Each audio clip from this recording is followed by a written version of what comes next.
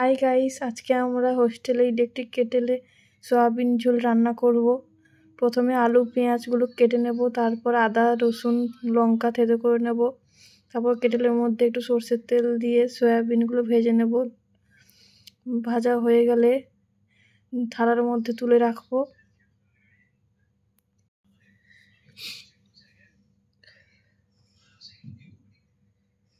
তারপর আর একটু সর্ষের তেল দিয়ে পেঁয়াজগুলো ভেজে নেব লাল লাল করে, একটু লবণ দিয়ে দেব।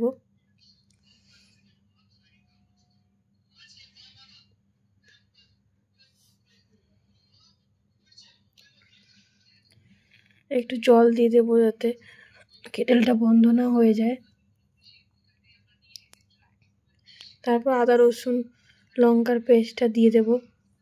তারপর একটু ভালো করে কষিয়ে লবণ আর একটু হলুদের গুঁড়ো দিয়ে দেব। কষানো হয়ে গেলে সেদ্ধ করা আলুগুলো দিয়ে দেব।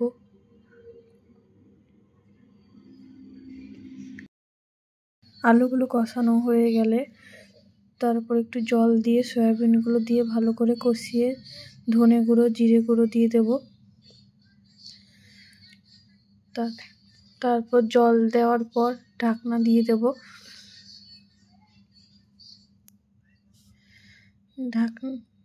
ঢাকা দিয়ে ফুটতে শুরু করলে একটু কষা কষা হয়ে এলে নামিয়ে নেব। নামিয়ে গরম ভাতের সাথে পরিবেশন করব।